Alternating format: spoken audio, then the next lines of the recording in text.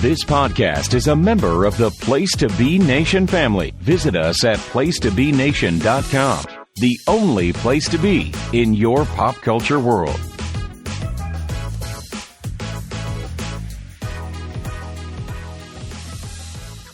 Place to Be Nation, welcome. You know my voice. I am glad to have you here. We are introducing a new pod to you guys here on the PTB and Pop feed, and I'm so glad to do that. Of course, if you are not new here, you know my name is Miranda, and I am only one half of this, what I think is pretty awesome duo, known as the remastered edition of Lady and the Beard. Of course, I'm the lady. The beard is none other than one of my very best friends in the world, Kelley. Howdy. Hello. Hello. You guys may know Kelley if you've been part of the feed for a really long time. Yeah, back. You've been on a few different shows here and there. I was Russell Sellers and I were. He had a podcast that I was a part of, doing just comic book stuff for, I think for about a year or so. I was with Russell, and yeah, that's.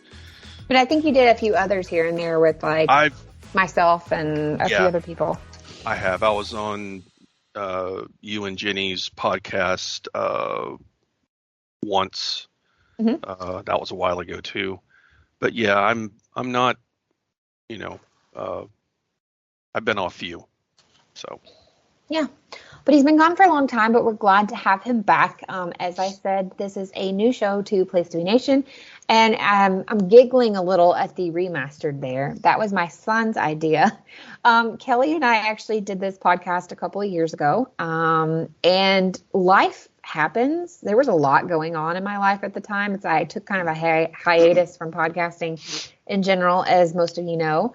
And then we decided we're not done with this and we wanted to revisit it. And so my son jokingly said, you should call it the remastered editions. So yeah, welcome. Yeah, that's a good title. Yeah. It made me laugh.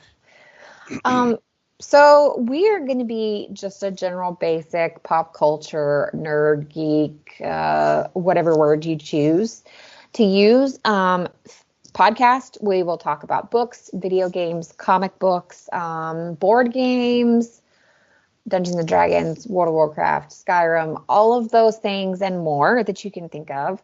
And since we're kind of redoing this show like we've never done it before, this first episode, we're basically just going to kind of tell you who we are, how we met, and some of our favorite nerdy things in the world. So, Kelley, I think we figured out the other day, you and I have actually been friends now for, I think it's 11 years almost. I think because so. Because Caden he is 16. Of course, we just started a new year. So later in the year, he'll be 17. Oh my God, I can't believe I don't even want to say that. Anyway, Caden will be 17 soon. So I think we've been friends now for about 11 years. And we met because I don't remember what happened on my end, but something made me decide to rekindle my childhood love of comic books. And I do remember my son was struggling to read. It was very hard for him. He is on the autism spectrum and he kind of was struggling with reading, but you could tell he wanted to read. Like, he loved books, but I was trying to find what would make him happy. And I did like a random Google search and I was like, comic book store, honestly I won't lie, I was expecting to have to drive like to the beach or Montgomery or something from where we lived. And at the time, Kelley had a shop open. And I walked in and basically looked at him and said, I need help. Yeah. Luckily, I had already looked at doing a young reader section, which I had set up in the shop. So, because I knew that that would be a good way to get new readers in and to get new, not just people that like to collect comics, people that,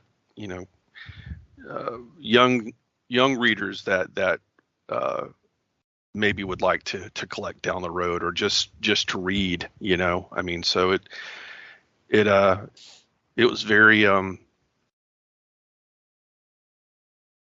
was very good that you came in and at that time, because I'd already had my section set up and was able to help Caden find a few things that struck his interest, and a friendship grew out of that over quite a bit of time. So it was very nice. That was the one thing that I enjoyed a lot about having my shop was the friends that I made. So it, and it's one thing I miss, because that was part of my social circle was, every Wednesday new comics would come in, and it was like Christmas, and getting to talk to my customers about, whatever was happening latest in, Marvel or DC or whatever book was current at the time. So. Because that was our thing. It sounds really weird, but if you have ever had a child in like elementary school or anything, you usually get this folder. Our school did Wednesday folder, and that's where everything from the week before came home, with their grades and all of that stuff. And because it was also new comic release day, I would pick my son up from school. And because I was heavily involved in school, I already knew it was in Wednesday folder, like before it actually came home. But like, that was the thing is, reward. I'm not big on like disciplining a child for having a bad grade, but I'm all for like, oh, you tried really hard, even if it's a C, and rewarding them. So it worked perfectly.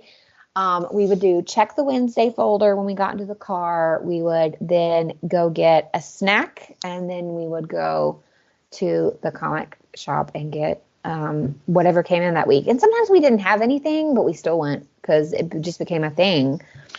Caden sometimes wanted to get, because he was also interested in magic. So yes, which he still is. Oh my gosh, yeah. Yes. Yeah. So that would be sometimes part of his, I guess his reward, or his, his reward. Yeah. So yeah, that love actually has grown immensely, and the kid loves all things magic, all things Warhammer, all things comic book. Yesterday he actually bought himself, like without even prompting from me or anything, he bought all three, the Lord of the Rings trilogy, as well as a copy of Animal Farm. So, I mean, I think that budding friendship it was more than a friendship. He found a love for reading, which my husband and I already have, but we didn't want to force him to have. But it instilled that in him as well. So that's kind of how Kelley and I met. And then it evolved into, you and I have done some comic book related panels together at comic conventions. Yeah. We actually have played D&D together for many years, with you running as my DM. Yeah. Yeah. And of course, all the other things that go with friendship, Friendsgiving, and all of those things. Yeah. It's like I said, getting to know people and getting to share in their fandom. I mean, for me, it was comics. That's my main fandom. It's what I fell in love with at age 9 back in 1977. And that's probably showing my age, but that's fine.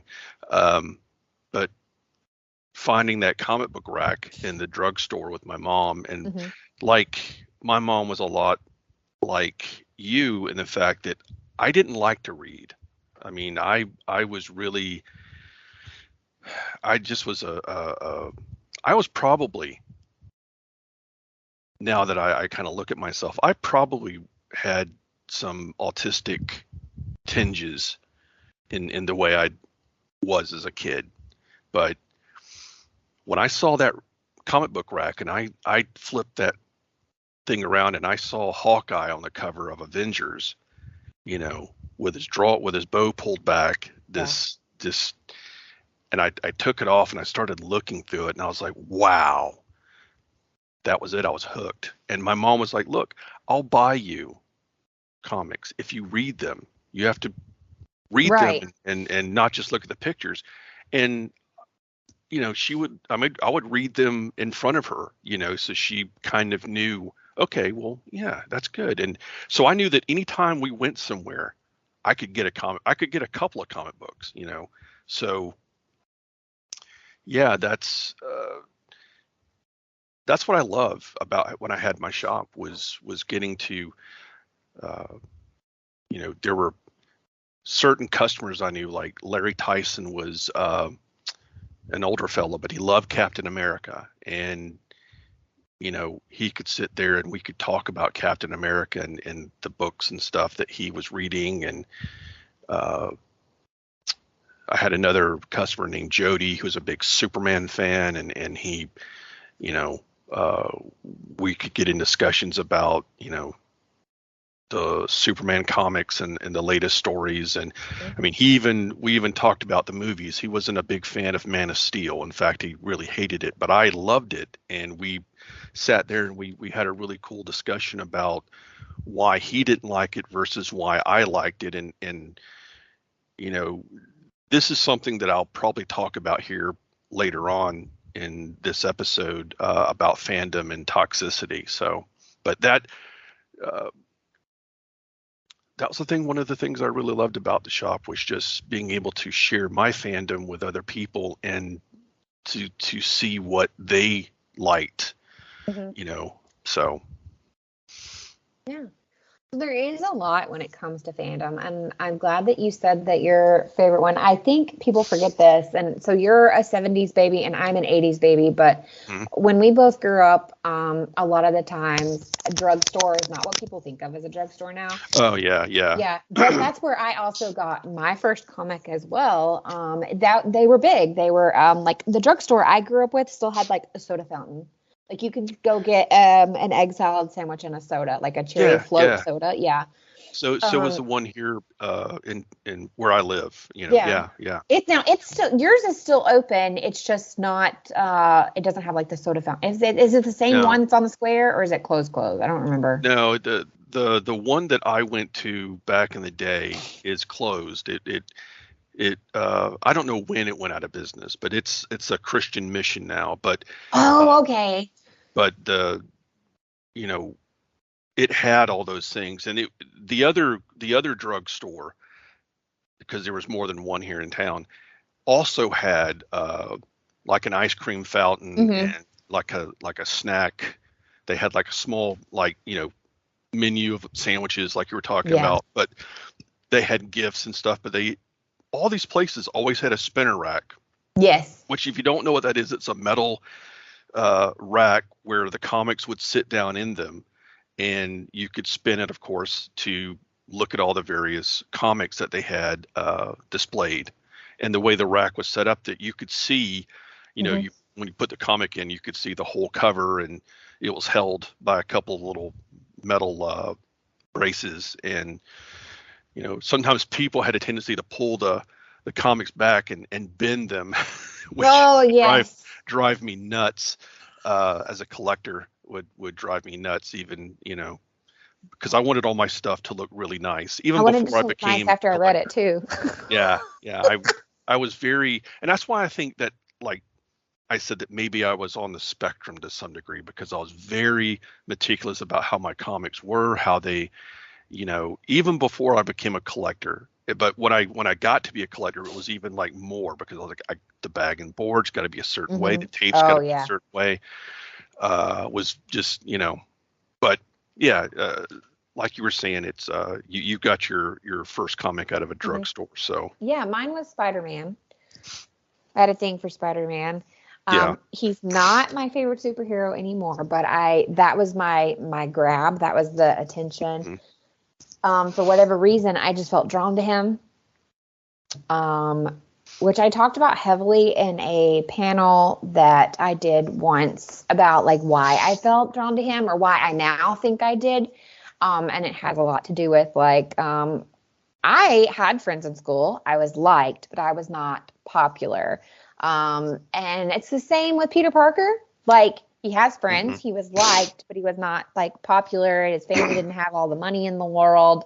And in some ways he didn't feel seen. But then even as Spider-Man, he really didn't want to be seen. Like, Yeah. And I don't know. I also really, really hate spiders, which is kind of funny. Yeah. Yeah. I have a huge fear of spiders. I have actually been bitten multiple times by spiders. One time was horrifically bad. So it's funny that he was my favorite, and later in life I got bit horrifically by a brown recluse. It was fantastic.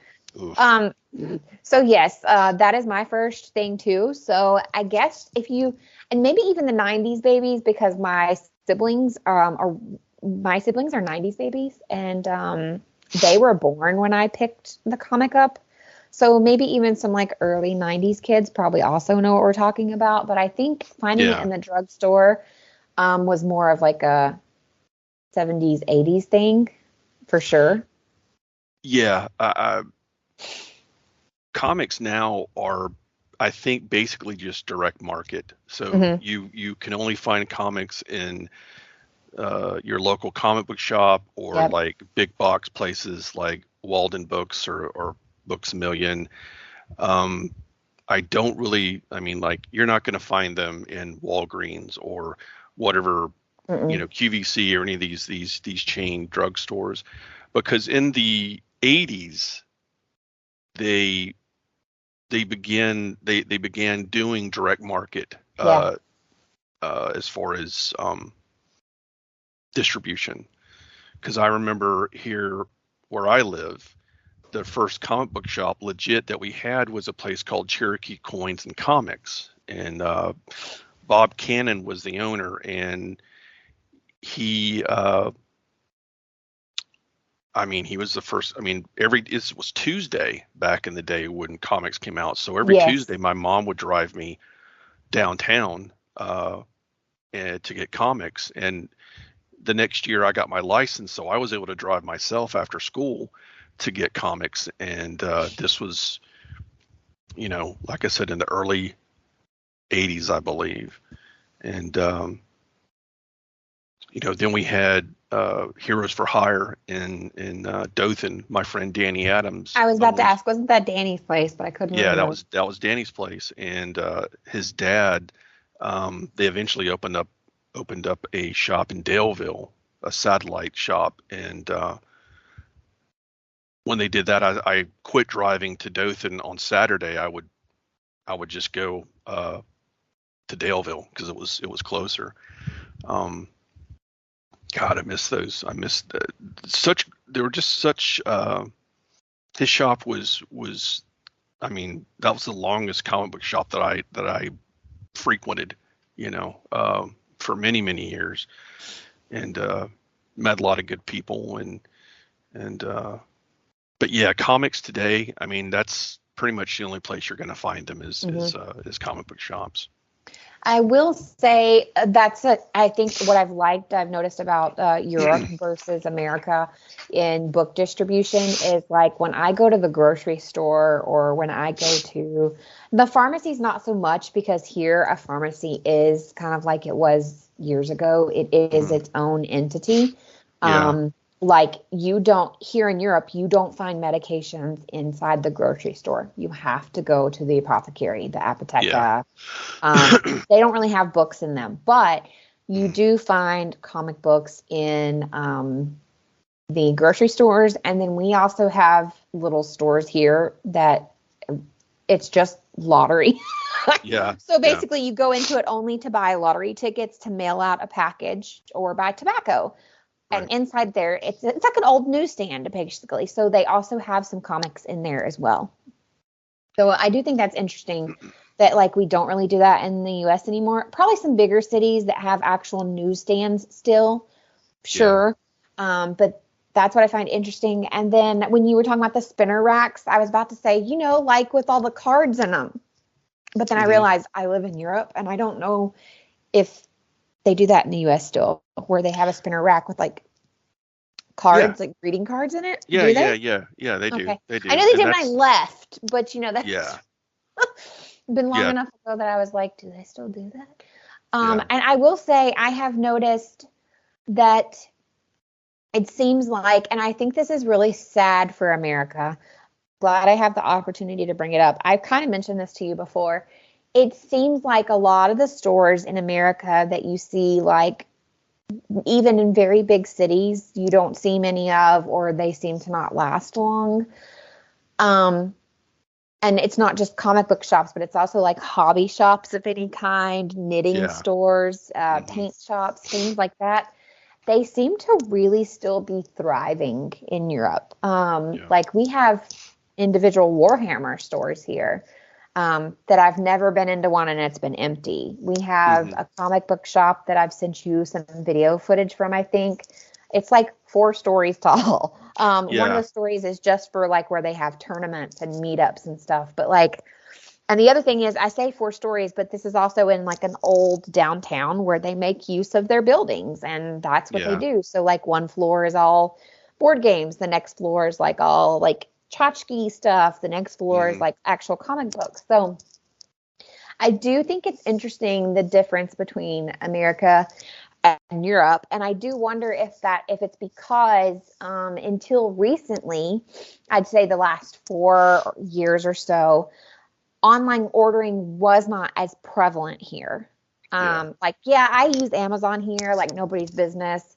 But apparently until about 3 years ago, you were kind of 3-4 years ago ordering on Amazon. You could do it, but like it wasn't like we do in the US. And I'm just wondering if there's a connection between that. Like now you can order like pretty much whatever you want, whenever you want online. And it's not that like Europe didn't have an online presence. It's just some of these countries with like shipping things across line, this, that, and the other. People just wanted to see it and touch it and themselves. Right. But I have noticed like the stores that we find that like you don't have enough of a clientele. It's not that it fails, but you have to have more than enough clientele to make it work. They thrive here, or at least tax and government makes them stay open. I don't know. I don't know. But it is kind of different to see. It's interesting. I don't know. Yeah, I know for me, I had my shop for 10 years and, really, the first few years was getting my customer base and getting, people to subscribe and, have get a pull list and, managed to go through some of the tough years there, in the beginning. But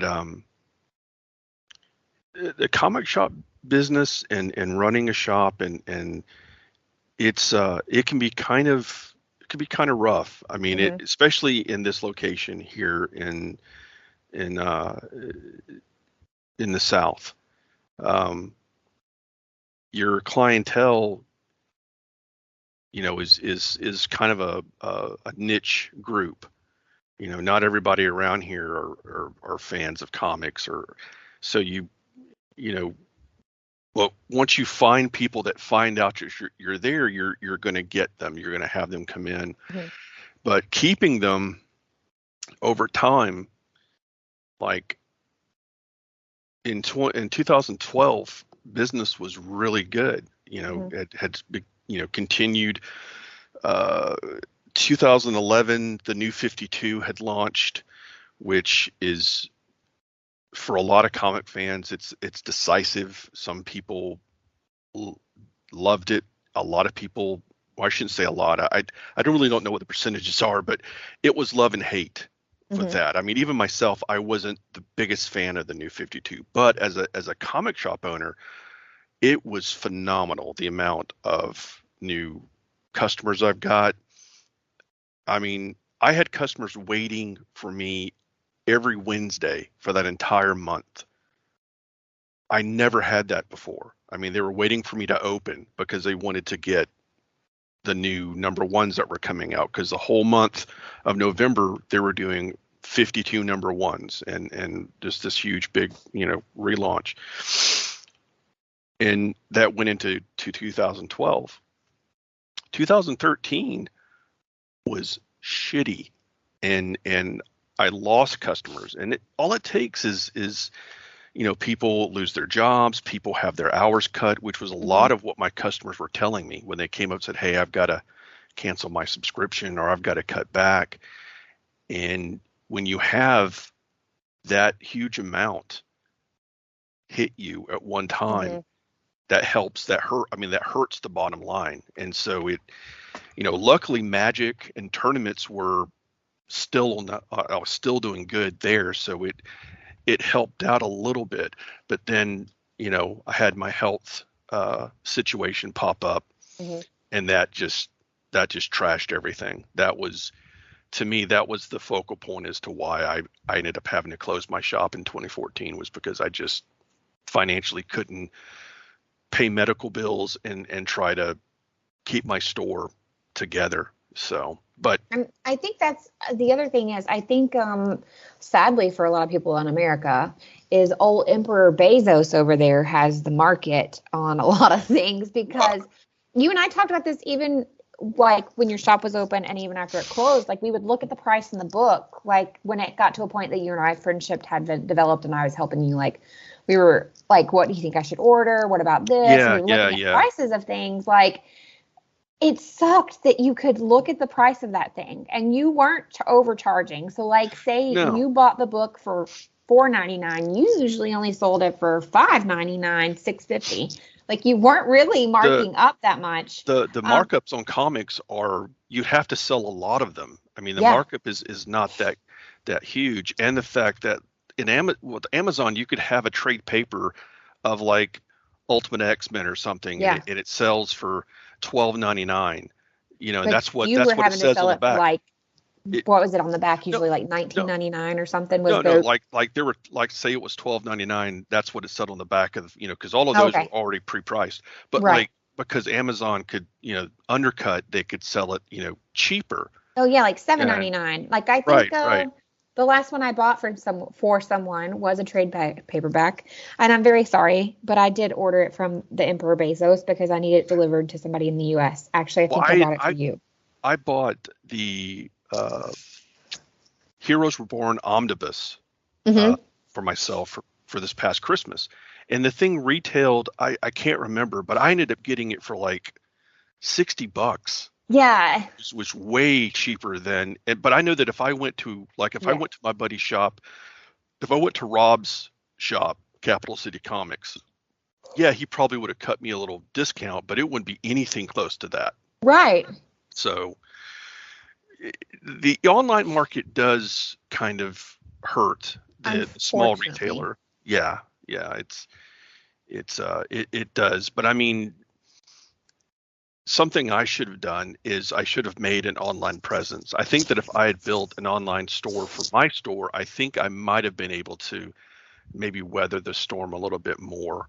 And that's what a lot of shops do these days. I mean, that's, and if you can have an online presence and kind of build up your online store and you have repeat business, man, that's, that'll also help your bottom line. But yeah, I mean, it as far as, the way things are now, I mean, like here, there are two shops now in town. We have two. I've heard that. Shops. We have one that, like I said, we've got two now. They both seem to be doing pretty well from what I've been to both, and I've actually given business to both of them. I'm not gonna pick one or the other. It's like just wherever I send to go, as I kind of want to share the wealth, or give both some business, because I know what it's like to do that. And Dothan just recently got another gaming shop. So I'm happy to see that, especially after the COVID stuff that went on. But like I said in the beginning, retail, comic shop retail is at least for me, it was challenging because you had to speculate a lot. Like you were talking about how you would help me, like, okay, well, looking through the preview and looking at the books that were coming out for the next months, it's like, well, do you think this will do well? Or I would, like with Danny, we both could look at stuff and goes, well, that's hot garbage. That's not, I don't even know. I'm not ordering that. I know that won't sell. Right. And you would always be surprised, sometimes pleasantly and sometimes not pleasantly, because sometimes you would be like, there's no way this is going to be good. I'm not going to get it. I'm going to get like one copy because I want to read it. And then you'd have like 10 people in one day be like, do you have such and such? Yeah. And you have to tell them no, because you're like, I thought this was going to be shit. It is very hard to gauge that. So like, which made me, the question I had for you is, correct me if I'm wrong, but the new shops that we now have in Enterprise,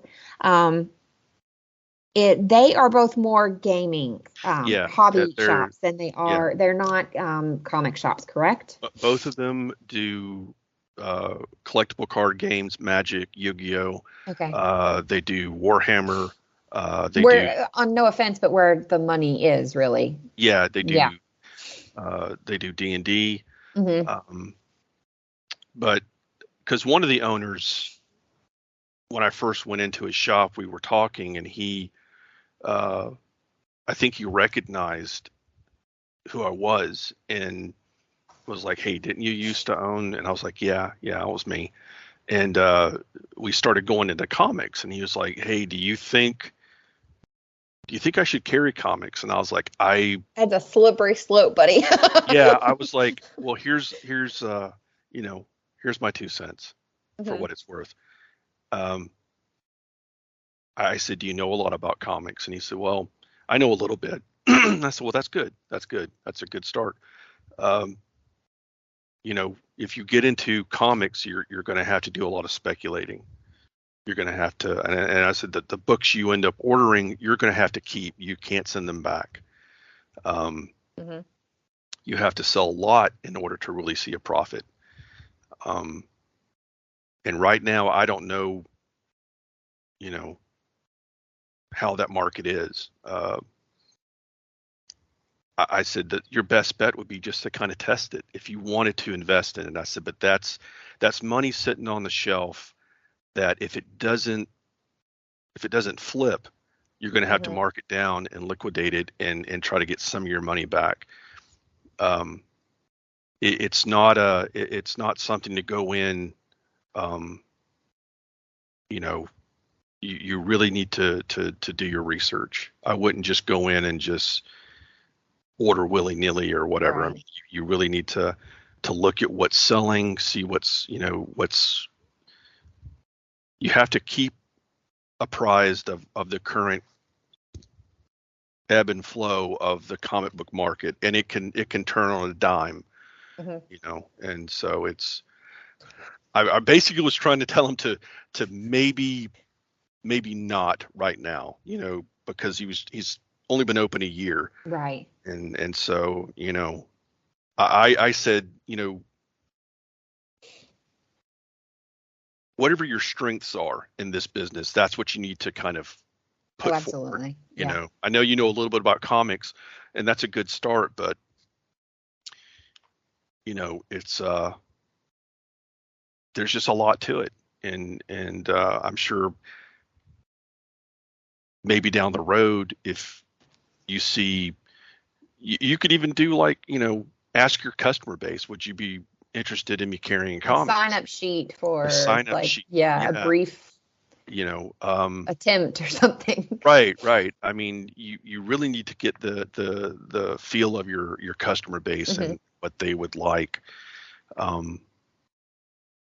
because that's, I mean, at the end of the day, you're going to want to have a strong base that's going to come in every Tuesday and set up a subscription pull list, and that's another pain in the ass, is when you would have people just flip out and not come and pick their books up, and I really struggled with that. I let a lot of people slide. I kept pulling books for folks, and then, like an idiot, I have a guy that has $300 worth of comics, and I've been trying to get up with him for him to finally say, "Hey, I'm not going to get my comics because I'm not in that area anymore," or whatever, and just completely shit. Because for us, we were a heavy military area, and so like every 2 years, you had people rotating in and out. Yeah. I think that was also a struggle for our area as well. Is even soldiers that are a fan of comics, they just weren't buying because they're like, well, I'm going to move duty stations in 2 years. Why would I amass like another long box? I had a couple of really good folks. I mean, it's like, it's a mixed bag though, just like you said. I mean, I had a guy who would come in every week and drop $200 to $300. I mean, he was, if I had a couple more of them, I would, really, I've been really doing it. But he was good in the fact that when his time was coming up for him to change or to move to another location, he came in like 3 months ahead of time and said, "Hey, I'm being shipped out to such and such, so I need to go ahead and kind of start pulling back my subscription." And I was like, "Great." I mean, not great that you're leaving, but I appreciate you letting me know. So we can, communication. That's all I ever asked of anybody who signed up with me, was like, "Look, if you have to cancel your subscription, just give me a call or come by, let me know, email me as soon as you find out." And some people did, but a lot of people didn't. And that's really one of the headaches that I could never really figure out what was the right thing, to do. Is like, if they miss a week, do I just stop pulling and then like run the risk of like they come in a couple of weeks later because they had something to go on and I haven't pulled all of their books, so then they get mad and they, it's a slippery slope.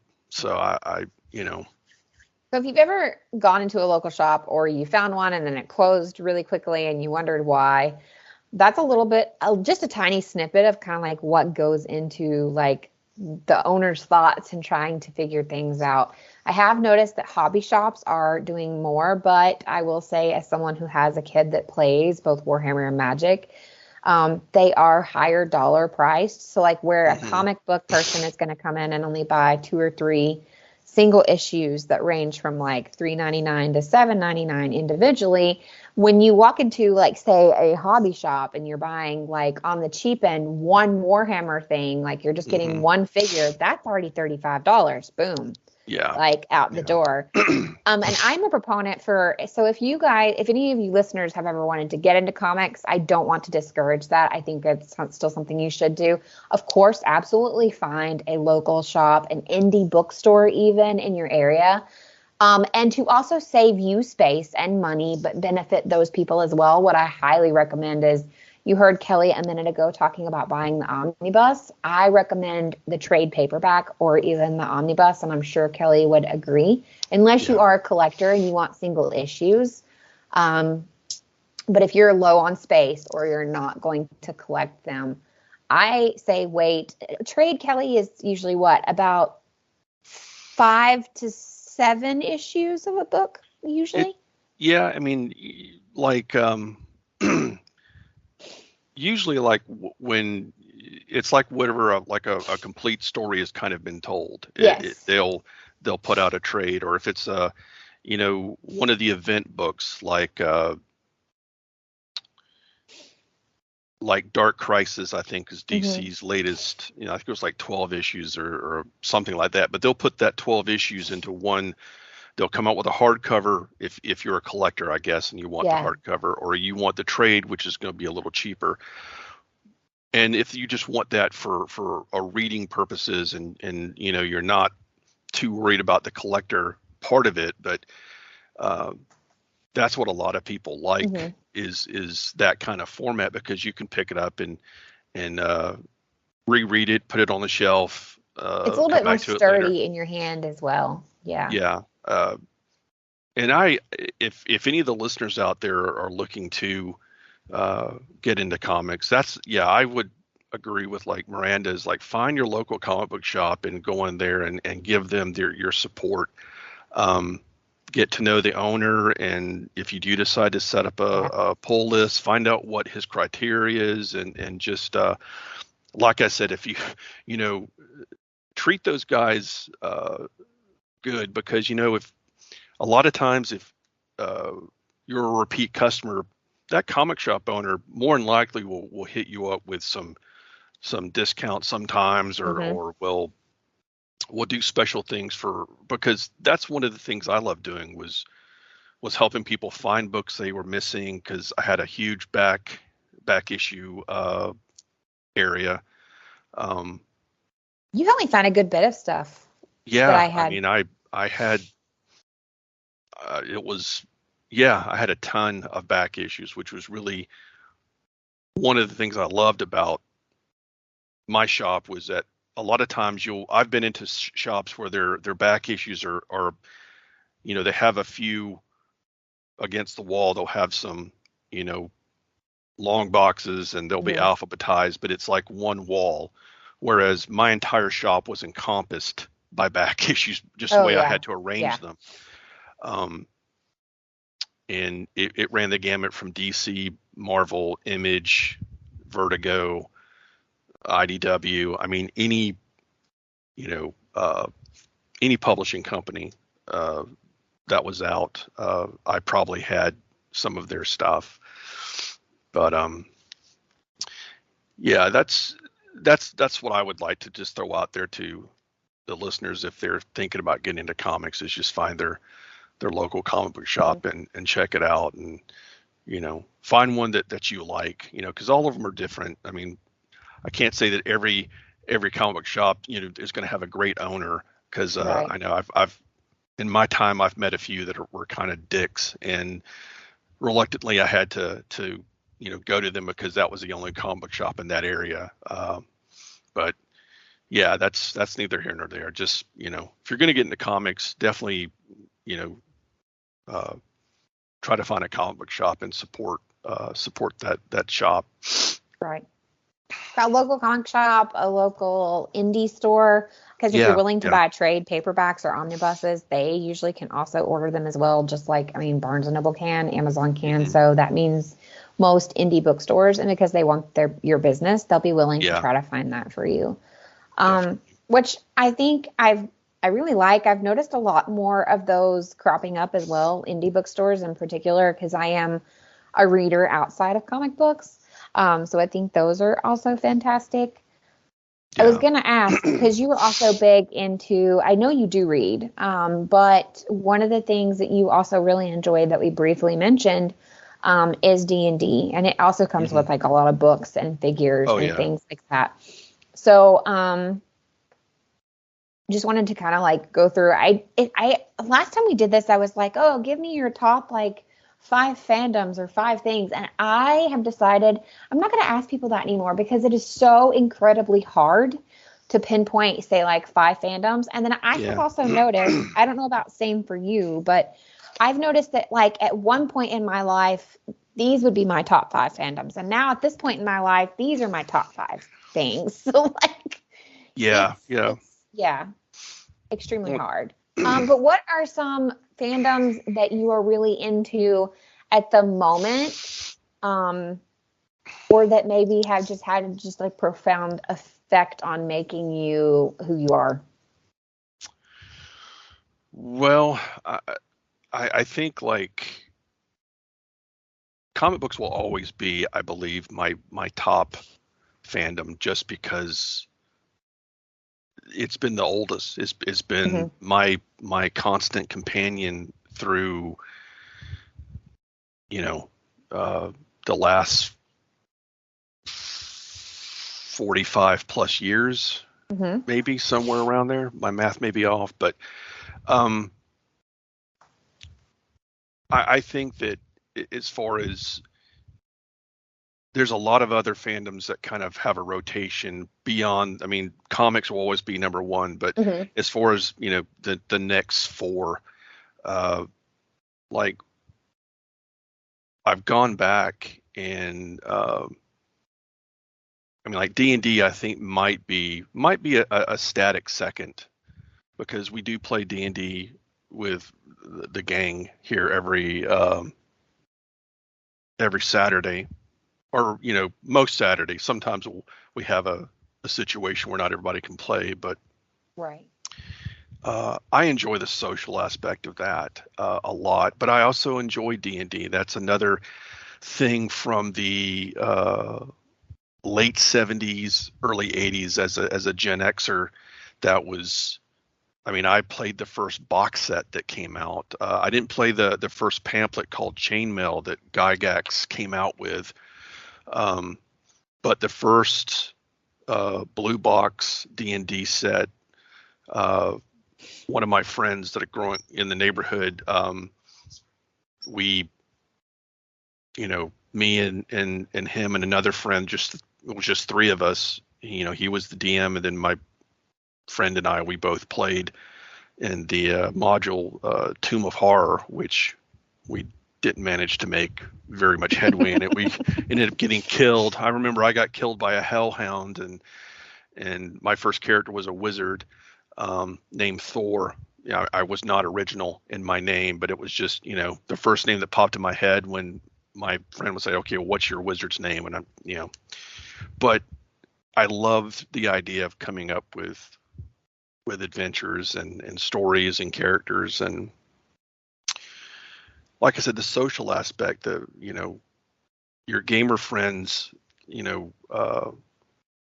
when you game with us, it was just always entertainment. There was always something funny going on, or, you know, somebody comes up with this really wacky idea of how to get out of a situation or how to deal with an encounter. It's like really Chipotle. Yeah, or turning your halfling into a savager and just sending you in to mop up the enemies was, you know, to polymorph your little halfling into this vicious hairy beast with claws. It's those kind of things that I enjoy, and like yeah, D&D is a good second, but like I think third, fourth, and fifth are going to just change periodically. Like the Star Trek Brave New Worlds is a series that started, I think, last year, and I've just fell in love. I've rewatched it I don't know how many times now. There's like 10 episodes, and they're going to do a second season, of course, but I just completely just fell in love with the show, the characters, and it got me to rethink my position on fandom in general, like Star Trek Discovery. And I talked about toxicity earlier in the podcast, and this is what I meant by the toxicity in fandom. I hate saying the word toxicity because it's overused, I think, but it fits the narrative. It fits what is going on in fandom. And I considered myself a couple of years ago that real toxic fan who hated anything that fell out of the normalcy of a fandom, and Star Trek Discovery did that. And watching Brave New World made me go back and rewatch Discovery, and what I realized was, like, I was being toxic. I was being that fan that, you know, was being gatekeeping almost to an extent. And I came to the conclusion that, you know, Discovery, yeah, it's not the Star Trek that I grew up on, or the Star Trek that I, you know, like per se, but there are things about the show that are decent, that's really cool. And it may not be the top Star Trek show that I enjoy, but it's not it's not the hot garbage that I was making it out to be, and the fact that this Star Trek wasn't for me, but there's a fan base for it, and it's good to be respectful to those fans to say, yeah, it's not, if you got into a discussion with somebody like I did with Jody about Superman, we both disagreed about a lot of things about the Man of Steel movie, but I respected the fact that it wasn't his cup of tea. And likewise, he understood where I was coming from, where I really loved it. And I think that's where fandom needs to get back to. Mm-hmm. But it's just, I don't know if it'll ever be like that, because it's so, it's just so, it gets real personal with fans because they love something, and you have somebody attacking it, and then automatically you're going to get defensive. I've had people, say things about the things that I enjoy, and I got kind of a knee jerk, like, oh, what the hell? And then I do that. I don't mean to, but I do. Right. But it's like you stop for a minute and go, oh, wait a minute. This isn't, it's not worth getting bent out of shape about, so you just kind of have to let it go. But yeah, I think it's because it calls into question, like, we have our, not just beliefs, but like in fandom, or even like I've noticed, I'll bring in for a second, like book talk. If you're on TikTok and you're a reader, and book talk, and it exists. And book talk, as Bianca and I have talked about on our podcast, Spells with Books, it can be a wonderful place, and it can be a very toxic place, and it can be both of those things real quick. And I think what people struggle with is, like, for me, example, like why I brought up book talk, is the other day there's a girl that came on there, and she holds up this book, and it is a book that I love so dearly. It's the book 1 of a series, which, since we are talking about D&D and all of the fandoms that we enjoy, it's the book series that led me to create and name my character in the first game that I ever took part of with you and our friends. That where I was my rogue. Yeah. So it's the character. So it's a character from this book series, but she held up book number 1 that I hold very dearly and I love. And she called it a hot piece of garbage written by someone, I don't know. It was like so derogatory what she said about this book. And I took it incredibly personal. I am almost 40 years old. And I took what this like 18-year-old girl was saying about this book so incredibly personal, because to me, I felt like it's a part of me. Like, and I think maybe that's why fandom goes from being like it can go from amazing, where people can like really like bond over something, to toxic so quick, is because I'm not saying that we've developed our personalities around these things, or we have a warped personality, but it's like you had such a strong connection to it that you feel like it's something about it. It's a part of you. Like I will go so far as to say, like, so I created a D&D character because of this book series, and because of this character in this book series, which led me to deepen my friendships, which also led me to, I now have a very, very permanent, very large tattoo on my body. Like, so I think it just calls into, like, it makes you feel like someone is calling you those things.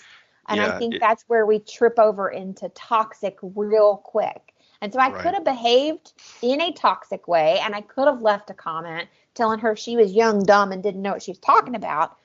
But I took a deep breath, and I scrolled on past. But, like, that's how quickly, I don't think it's that anyone that is toxic means to be toxic, unless they've been called out 1,000 times and they're like, I don't give a shit.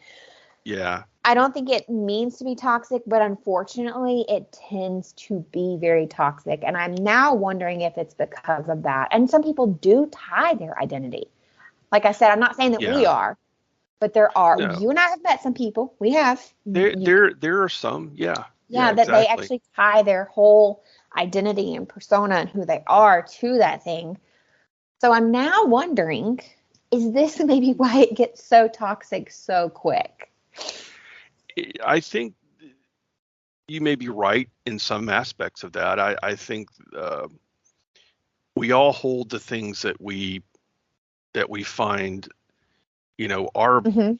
our fandoms are the things that we love are tied to us to a certain degree because there's a comfort and there is a security and there's a familiarity with maybe a time frame. Like I talked about being a 9-year-old kid going to get my first comic. I remember that so vividly. And Hawkeye, right, being that first character that really got me, into reading comics. Now, Hawkeye has been the butt of a lot of jokes over the years. Yes. And I feel a little tinge of like, really, but at the same time, I've learned to just kind of laugh with it because like some of them are pretty funny. Some of these, these takes on characters are funny. Right. But, some people are not, they can disagree, like Jody and I did. We could see each other's point of view and disagree on a civil basis. But then you've got a lot of folks that just like to troll and just like to throw bombs and give hot takes and see what kind of reaction can I get out of that side of fandom. Say that where they were like, well, I just wanted to see what kind of rise or what kind of reaction I could get out of the community or the person or whatever. And I'm like, but why? Yeah, well, that's because some people, they enjoy that. They enjoy, getting that rise out of people. And, at some point in time, I kind of enjoyed watching it. I don't anymore because I see that it's not productive to building, to building up one another and enjoying, enjoying things that each other has as far as because I've learned a lot of different things that I didn't know. I don't play Warhammer. I know Caden is a fan of that, but I have so many friends that are fans of Warhammer, and I've learned so much lore and story and terms and all of these things that I wouldn't play the game because I can't afford it. I have too many hobbies as it is now. It is very expensive. Like I won't lie, that's pretty much what the kid's money goes to. He does have a job, but yeah. I love hearing about it, and I love talking and asking questions about it. Right. And like the fact is, you've got folks that can disagree, and be civil about it, and Absolutely. Then you've got others that are just there to get a rise and to be trollish and just stoke the fires. They want to see the world burn and just be toxic, I guess. The kind of going into continuing our talk about toxicity, Doctor Who would be my fourth fandom that I really really do love, and the fourth Doctor, Tom Baker, was my first Doctor that I was introduced to, and this last Doctor, Jodie Whittaker, I think the actress's name is, who played the first female Doctor, that was a huge bomb of just toxic cloud that everybody had their hot takes on. Yeah. My mom was one of them. Like, I don't want to say she was toxic, but my mom was one of them. Immediately when Jodie was cast, she was like livid, and it wasn't because it was a woman. But my mom does not like her as an actress. Like she had watched her in other things and was like, I don't like her. She's this, she's that, she's whatever. Yeah, that's legit. Yeah. There were a lot of very strong opinions when she came out. Some of it had to do with her being a woman. Some of it had to do with her acting. There was a lot, and you're right. It went from like everybody's a Whovian, everybody loves each other, to like nasty, like overnight when that happened. just being horrible about everything. And I watched the first 5, 6.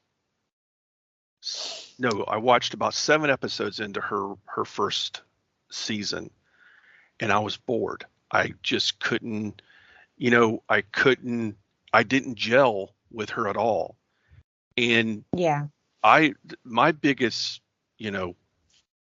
I guess my biggest problem was I just thought the writing was not so great. Now, it was her first season, so that's always a possibility for the first season of a new Doctor to have that.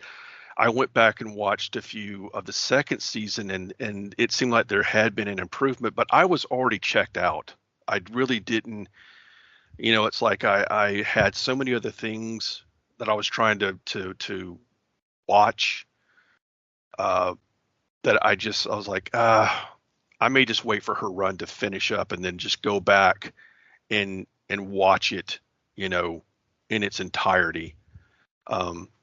Which I do have on my little checklist of same shows to watch, is to go back and see it. But, the writing to me, the first season and such, was just not that great.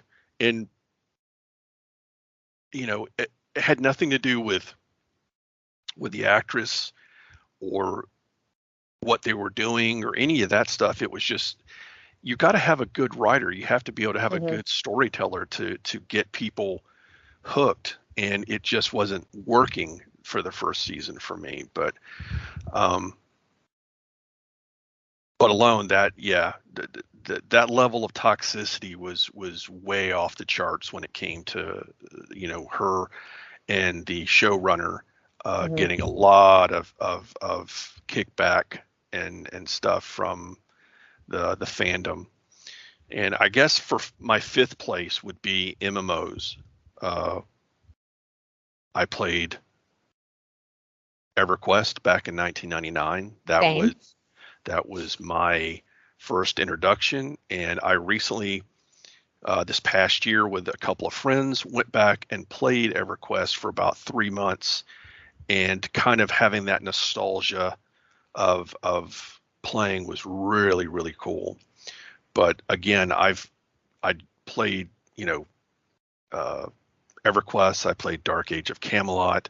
I played Anarchy Online. I played City of Heroes, Warcraft, of course, Warhammer. Warcraft was my longest stint. I think I got to beta test Warcraft with my friend, my best friend, Chris Heyer, back in the latter part of 2004.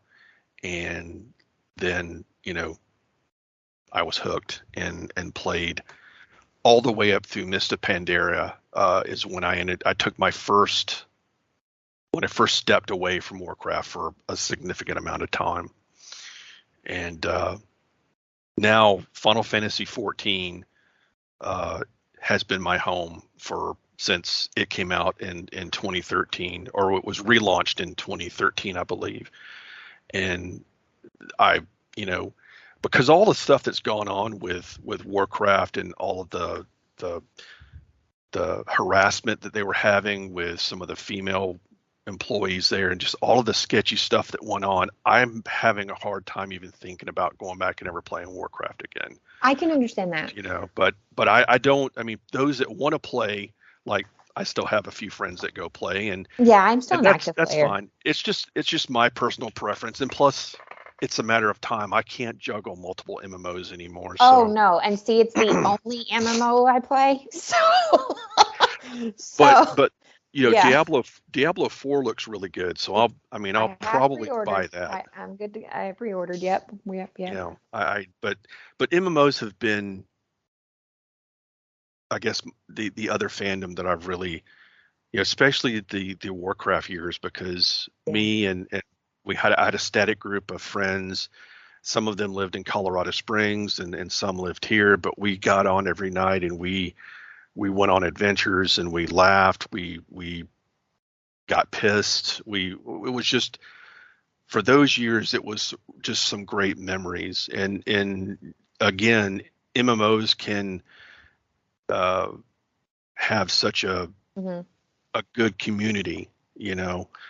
And I haven't really had a whole. I mean, there's toxic people in those games too. I've come Oh, across a few. absolutely. Like the guys on there that still absolutely 100% believe they are not cracking jokes. They Yeah, believe wholeheartedly women do not play this game. right. You have a lot of chauvinistic people. You've got elitist, Very. like if you don't hit the mark, if you're not doing enough DPS, that They don't you're even say anything trash. to you. You're just kicked out. Yeah, yeah. Yeah, it can Like I be said, super toxic. But I will say a lot of the changes that have been made recently, which I'll get into in a minute because I don't want to take over like your second here, but like a no, lot of the changes they have made, they have started making it way more casual friendly, which you and I know what that is. If you're an MMO player, you yeah. know what the word casual means. But I am considered a casual player. You filthy I casual. am a filthy casual. I used to be a raider. Yeah, That is a yeah, whole job that I do yeah. not have time for. Do I not. I've raided Yes. in Warcraft. I've done some raids. Uh, Never really liked it. Um, I liked it I until it became toxic. yeah, yeah. I I'm casual as well. I mean, when you know when I had my static group and my friends, we would go do what content we could. We love challenges Mhm. and we love learning dungeons. I mean, Chris was all about, hey, don't look up strategies online. Let's go into this and learn it ourselves. He was a big proponent of you know, learning it. I can only think of maybe one instance where we were up against a final boss in one dungeon and we were just not getting. We couldn't figure out what the thing was that kept us, from beating it. And he told me to go ahead and look up some strategy. But that was one time in all of the years we played that we were just. And that's why I also prefer to play. I hate this, like when you get queued up for a dungeon and they're like, "Has everybody watched the video?" And I'm like, "No, I'm here for the first time because I want to experience it. I Yeah, want to yeah. experience the boss and the graphics, and I want to figure it out. I want to die if I need to die. I Right. don't want to go watch somebody else do this dungeon or do this raid on YouTube and then come in here and be like, yeah, I can do this. No, like, no. You want to have some sense of accomplishment when you play games, and Right, that's you know it's really nice to kind of have this little badge of like, we did this on our own and we didn't right. have any help. And so I think we're uh getting there again. I really do think it's kind of going back to that again. yeah, Honestly, like I've played this new expansion is out, Dragonflight. I've been playing it. I have run dungeons with some friends a few times. I've run battlegrounds with my mhm, brother a couple of times. I've done some yeah, questing with Caden, but other than that, this is one of the first expansions that in a long time that I've been able to run around and take care of pretty much everything by myself. I haven't needed the help, but I could have had it if I wanted to. And there are still some things where it's like, oh, well, this is recommended for like five people, or this is yeah, recommended for, multiple players. And of course I do, queue up for that. But I think it's finally getting to, but I'm with you on the whole, like the toxicity. If you're unfamiliar with the Warcraft toxicity and all the problems they've had in the past, there's actually a YouTube I can link for you guys. It's really long, but it explains everything yeah, in depth and it will leave a really bad taste in your mouth. I'm not even going to lie. yeah. And just I about all the things that they've dealt with in the past few years. And it even called out some devs that, like, obviously I don't know them personally, but like you start to feel like you know these people because they're always hmm the ones talking to you and they're always doing BlizzCon and like you feel like you know them. You really don't. I have this problem that I do with podcasts that I listen to as well. I think I know these people. Like I really don't. yeah. Well, I think I read last week that Chris Metzen has come back to Blizzard in a position to help out with their IP again. And Chris Metzen is the voice of Thrall. He was he was to me Warcraft. I mean, this man. They have a statue of him out front holding a Murloc's hand, like he's Walt Disney holding Mickey's hand. If that tells you anything. Yeah. I really, I love this man. Yes. If I could marry Chris Metzen, I would. If he was by. Mine is Ian Hazacakis. It's late. I'm struggling. Yeah. But you know him. Like he comes out for BlizzCon. They prop him up there. He says a bunch of stuff, and then he hides for like the rest of the year. Like you never hear anything about him. I don't know why, but I have a thing for Chris Metzen is just. He's so smart. He's just such a genius. Yeah, and he's also like really down to earth, and it's like you really feel like he is a gamer, and he is. He's not just somebody blowing smoke. He's not some exec. He's not some suit.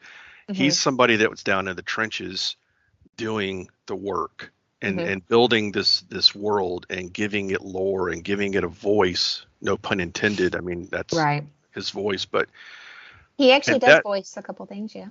Yeah, and that's the Warcraft that I miss. And I think when Activision bought Blizzard was the slow dirge of death, because no game beat no other MMO came out and knocked Warcraft off its pedestal. Warcraft itself imploded and brought itself down. That was the downfall, was from within.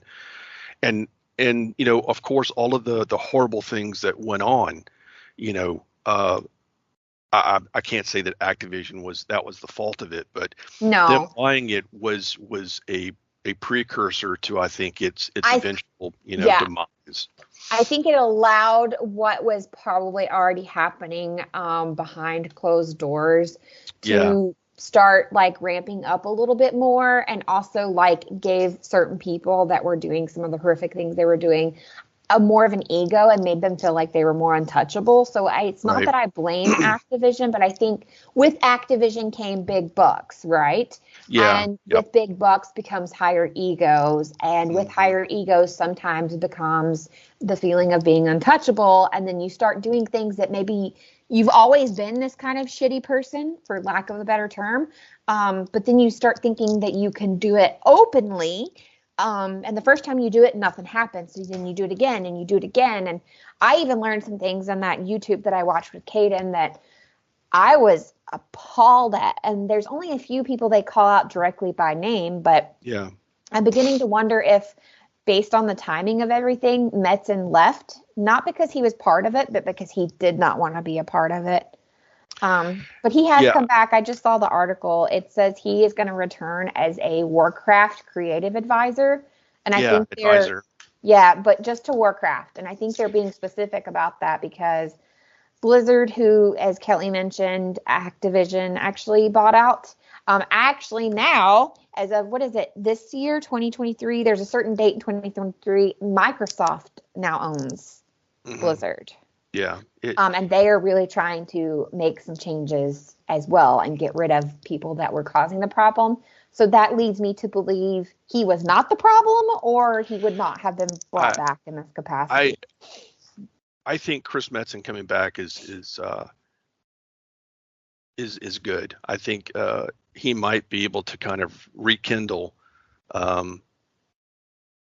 Warcraft. Yeah. And maybe, help it get a leg up a bit, and maybe rub some of the tarnish that that's kind of come over it over the last few years. And I don't know whether the man knew anything that was going on. I just assumed, and by what he said, that it was time. He had been with the company a long time. He had done his due diligence and he even said he had gotten to where he was like depressed all the time and he was drinking a lot. And then he had like a new wife and they had a baby on the way. And this is when he was like, I need to change my life. Like I need to change some things, and taking a step away from here and becoming a dad and becoming sober.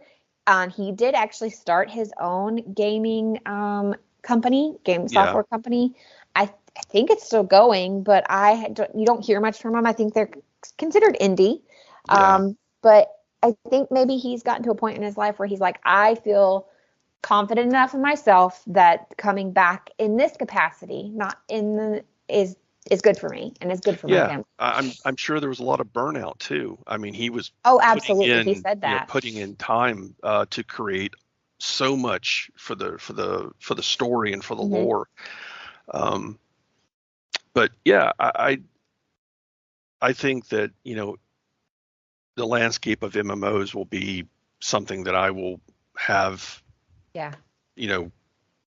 for however long I'm still here. I mean, I joke with my niece that, if she ends up, if I get to a point where I can retire or, whatever, that, that she said, well, I'll have you a room and you can come live with me. And I said, well, all I need is, a console or a computer where I can, just give me that and I should be fine, Like that time Caden was like, we'll just put Mr. Kelly in the basement. Yeah, we'll just put Mr. Kelley in the basement, or if it's you that ends up looking after me in my golden age, just put me in the basement with a computer chair and a table, and keep the microwave meals coming. I should be fine. But that's something that I love, and I love the community because there's so many, just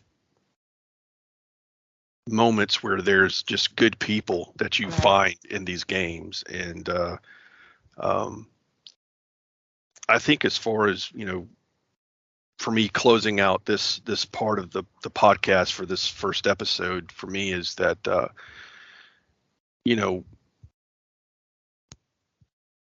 kind of talking about the toxicity in fandom. I think that if everybody could just not be quick to have a knee-jerk reaction to what someone said, but just take a minute to listen, unless it's just belligerent and just you could tell it's meant to be hurtful.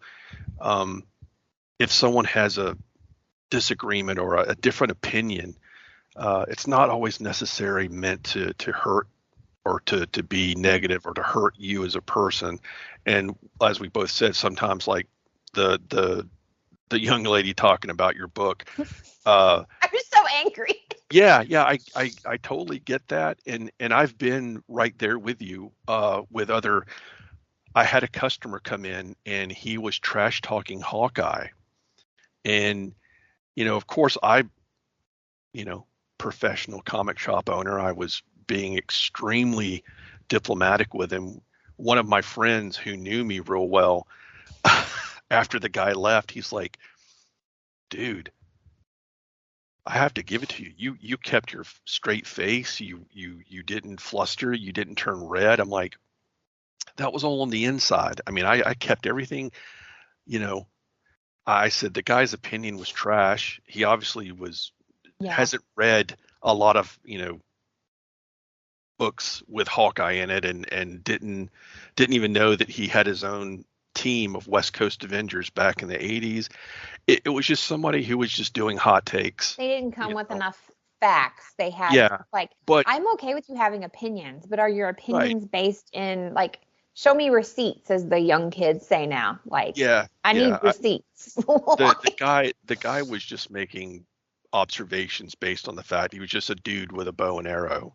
And he was just really minimizing. Well, in that sense, Batman's just a man with a bank batarang, which is essentially just a walk-on device. He also has a huge bank account, which I mean, that's really his superpower is the a lot of money. I'm just saying, if we want to go down that route, I can certainly name a lot of them that are just a dude. But a lot of them are just characters with very unique sets of skills, and some have a little bit more money. But going back to my advice is you're going to come across fans and people that may not share your love of whatever fandom that may be discussing or having a discussion about it. I just my my view on things today is in it's always good to hear what somebody else has to say, even if it's somewhat negative about maybe something you enjoy, because you might learn something. You might see another perspective that you didn't think about. I mean, it may not change your opinion about said subject, but it might be a new piece of information that you could just kind of, say, okay, well, cool. I didn't realize that. I didn't know that. And it's just easier on you as an individual to not get irritated and uptight over something that really is not, at the end of the day, is not worth getting yourself worked up and angry and upset, and you let that piece of whatever take away from your love of whatever it is that may have been said or something you read or even watched. So if people are going to be toxic, I mean, just let them be. I mean, like I said, some of them are just out there to get a rise out of you, and if you just take that power away, then you definitely don't even answer them. Like, definitely don't answer them. You just take the power away from just ignoring it and just moving on, because there's just a lot of it, unfortunately, in our fandom today. And I don't see it. Like, I think this is also coming from people that, not that we've either one of us ever been deliberately toxic, but I think when you start getting burnt out or you get so upset with the toxicity, there's a part of you that also becomes a little toxic about it. I mean, it happens, I just want to chime in. I was, and I think you can vouch for this, but I was purposely toxic about Star Trek Discovery. I hate watching. We had some jokes that we used to say about it. I'll just leave it at this because most of you are adults, but it had to do with like the abbreviation for Star Trek and Ajax. Remember I called it Star Trek STD. Yeah, we were. So we were like, the thing that Ajax can't even fix. Yeah. Look, I'm just bearing my soul. I was a very toxic individual when it came to that, because it just made me so angry. And it wasn't, nope, not going to do it, not happening. Like I remember. It wasn't until, like I said, I started watching Strange New Worlds and really just digging it, that because I was looking at Star Trek Discovery because I got the Paramount, streaming service. I was looking at Discovery and I went, I don't think I was really fair, and I was really trying to not be toxic, because being like that really does affect you in all parts of your life. It really does just seep in, and it makes you just unhealthy emotionally. And so I went back and started watching and started looking at things again. Yeah. And realized that, man, I was really a dick. This was not, this isn't the show that I was being completely truthful about. I wasn't giving it a fair shake. I was just venting. And that was one of the things that kind of led me to look at things a lot differently and try not to be toxic, because there's a ton of people, there's a ton of individuals in the fandom that are toxic. I don't need to add to that group. I need to add to the group of like, let's not be toxic. Let's try to work things out. Let's try to, make a better community for all of us that enjoy things, and let's celebrate that, and let's not tear people down or tear down shows. I mean, like I said, Discovery was not the show for me, but it is not a bad show because of that. And that's what,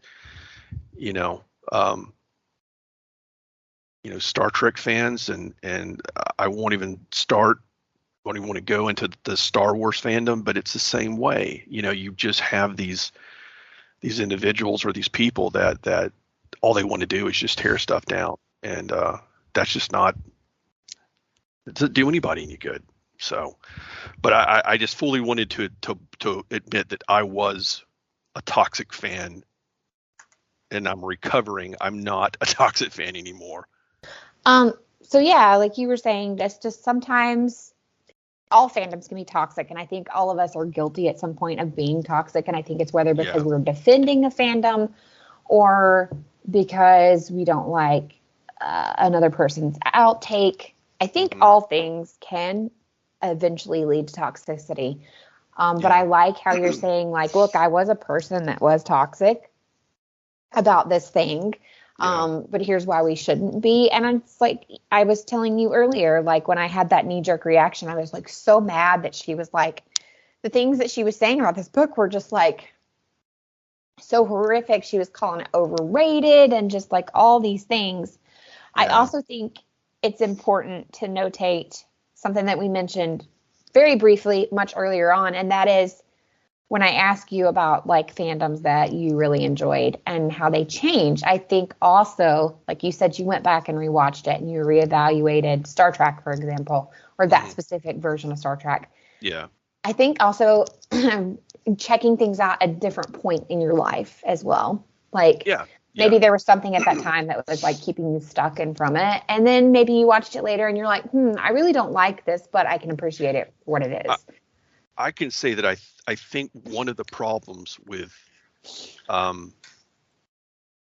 when I watched Discovery initially was that I was drinking a lot at that time, and currently I'm sober and working on being sober. Drinking can really make you more toxic.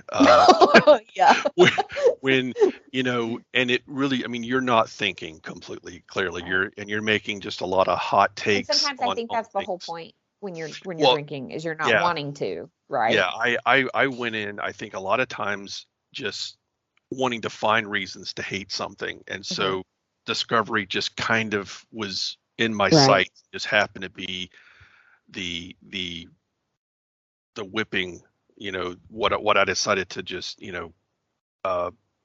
be horrible on, and just have a lot of hot takes about how crappy the show is and how it's they're doing all these things that are not in line with Trek canon, and just being toxic, and God, if you're drinking, it just makes it a whole lot worse. But going back sober and rewatching everything, you're like, yeah, I think I was too harsh on this show for just no reason. And but yeah, I mean, you need to. It's okay to defend something that you love, right? But like I said, there's ways. There's always, you can be civil and not take hot shots at somebody, or in a healthy manner. And I say this because I've kind of harped on this. Let's kind of build a better fandom, and a healthier fandom is because there is so much toxicity out there, and it's not like I said, I kind of hate using that word, but it's really the only term that kind of fits for the way things have been. And there's enough of that in the world. Fandom is for us to enjoy, and to step out of our real lives, and to kind of have this thing that can bring us a little bit of serenity, or happiness, or cheer, and that kind of stuff. And there's no reason to crap on somebody's fandom just because you like it, or you're trying to troll them, or just make them feel bad or something. There's enough of that in the world. We don't need that. And there's so many shows that I used to watch on YouTube that I can't watch anymore because that's all they do. They just sit and they shit on everything that comes out. They pick it apart. And some of these folks I used to really enjoy because they didn't always do that, but that's what their shows become now. That's why you fell in love with that show or that podcast or that whatever. I it was really because they talk about things that you loved, and in a way, and they also loved it. So you loved it. Yeah, but it became this whole, and the individual who was the host of the show had a comic book shop. He had it for about the same amount of time I did, and I think we're around the same age bracket. We're both Gen Xers, so I kind of bonded with this YouTuber, and it saddens me that this is how his YouTube channel has kind of progressed, and it's become this. And it's like, I do try to go and watch it ever so often, but I can't watch it for very long because it's just like it's just an echo chamber of shitting on everything. And it's like when you walk into a room full of people complaining about something and you were happy, you leave that room being miserable and like pissed off, and you were like, I was having such a good day. Yeah. So yeah, when you watch something like that, you're like, oh, and you're like, why am I angry? Like, yeah, I was fine about 15 minutes ago, and wait a minute, I've been listening to this. Right. Yeah. So I guess in closing, for me, that's my take is like, let's just, try to understand and be kind to one another when it comes to respect for people's fandoms, and try not to get bogged down in the toxicity. I mean, I know that you're going to come in contact with it, and maybe you might even participate because maybe you're venting or you have your opinion, but try your best to just stay away from it because it's not healthy. I think venting and having an opinion and being super trashy toxic are very different levels. Yeah, and I think they are. They are. And I think one of the reasons why Kelley and I really wanted to talk about the two topics that we kind of inadvertently ended up talking about today, which we wanted to, but we didn't set out specifically. In some ways we did. We kind of had talked privately about these are things we want to cover at some point. But the reason I think it's great that we, quote unquote, for our first remastered episode, discussed indie shops, whether they're book, hobby, whatever, as well as toxicity, is because those are two things that we really want our podcast to be moving forward. We really want to support indie bookstores, indie hobby shops, small, local owned mom and pop stores when it's possible. We understand that a lot of people live on a budget, and unfortunately that means sometimes Emperor Bezos is going to win out, because we do the same. I'm not going to sit here and say every time I order a book, I order it from a small business. I also live in Europe where to get English books, I have to go to specific big stores, or what would be big for Europe. So, we wanted to talk about these things. I'm glad it kind of organically came up today, but the reason we want to is because we want to try to be a happy space, a safe space, and a comfortable space. So we're trying to point out without name calling, or like, we're not going to specifically say, as you heard Kelley mention and I mentioned, we didn't name anyone or give Twitter handles or any YouTube channel. We're not going to do that, but we're just saying, it has been heavily noticed, and something that he and I have talked about off and on, just even as friends in the last several years, that I think also unfortunately seemed to get worse with the panini that we all went through. Yeah. I know we're not trying to be monetized here, but I don't like that word, because then if you ever want to be monetized, you can't say that word. So it's the panini around here. Because it was a hot mess, and the paninis are a hot mess. So I think it got worse because you had keyboard warriors, which I think is a bad word because people usually associate that specifically with social justice things. And that's not even what I mean, but like a keyboard warrior in general, it's a very generic term to mean. It's somebody that just hides behind their keyboard, like blasting, sometimes very rudely, usually, their opinions. And we don't want to be that space. We don't want to be the place where we come in here and we just like bash one thing or another, or talk about how much we hate it. Now, we will say if we didn't like something, but I think like not everyone is supposed to like everything. And that's like the other day I stopped, took a deep breath, and I realized, while I took it very personally for a moment that this young lady had negative things to say about my book, not everyone likes the same things. For example, Bianca and I, who you guys know that she and I are also very, very good friends, but our reading interests, while aligned most of the time, I go to places that we refer to on our show as Bianca no-nos. That doesn't mean she's wrong. That doesn't mean I'm right. just means we have different tastes. We also grew up a little bit differently.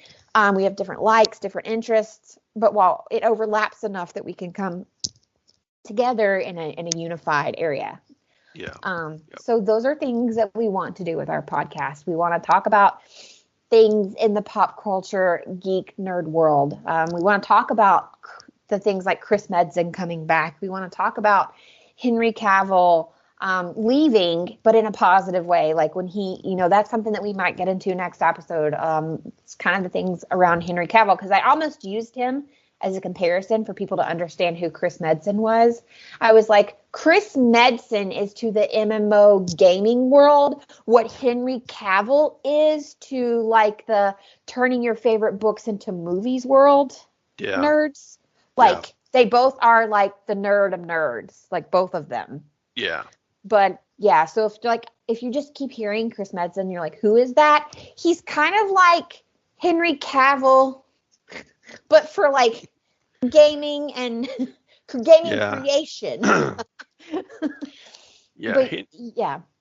Cavill's a fan who really wants to bring the most authenticity to his projects. And I know I haven't really read a lot about what's been going on with him leaving the Witcher series, but there seems to be a lot of upset and stuff going on there, and I've kind of swayed, kind of not gotten near that, because it's like, I like Henry. I don't know, it just seems like it's a hot mess. I do too. I think he's a great actor. I think he's, again, I'm always going to gravitate towards an actor or actress who really loves the source material and is impassioned by it and wants to bring as much to the whatever project it is as they can. Right. So, I mean, I'm sure I'll have to kind of read about it down the road as to what is going on, but I try to, stem away from stuff like that unless it's just something I want to find out about. All I know is that he left the show because of creative differences with the showrunner and such, and now there's all of this other stuff coming out, which I don't know what is true. I don't know what, it's again, like we've said, it can be messy, Yeah. A lot of it can be messy, but I think remembering why you love something, remembering that not everyone is going to love it, but also remembering there are people out there in the world that may have never heard of the thing that you love, Warhammer, movies, comics. Maybe you're a collector of like unique beer. I don't know, but like whatever your thing is, like don't let the people that are just negative Nancy's yuck your yum. Don't let people yuck your yum. And there's other like things, like there's other comics and things that or series that I'll probably want to discuss, things that are on the more obscure side of Marvel or DC, because I am as much as I love, like, I love Green Lantern. That is he took Hawkeye's place a few years after, once I started reading more DC books. But as much as I love the A, B, and C list characters of both publishing companies, I have a soft spot for the D, E, level characters that are just obscure. And so I thought in the coming episodes, I may have like a little corner where I'll talk about some of the more obscure characters from these publishings from DC and Marvel, just to bring awareness to maybe some of these characters that don't get the limelight. But we'll be talking about a lot of different topics in fandom, I guess, in general, whether it be like Miranda's maybe some of the books that she enjoys and some of the things in that area, because I do read. I just don't read a lot, and it I am rereading right now. I'm reading the Elric trilogy from Michael Moorcock, which is a series out of the 70s. I think it was when it was written. I tend to reread things that I've just, I guess it's like putting on a comfortable sweater or something. You just kind of, It is.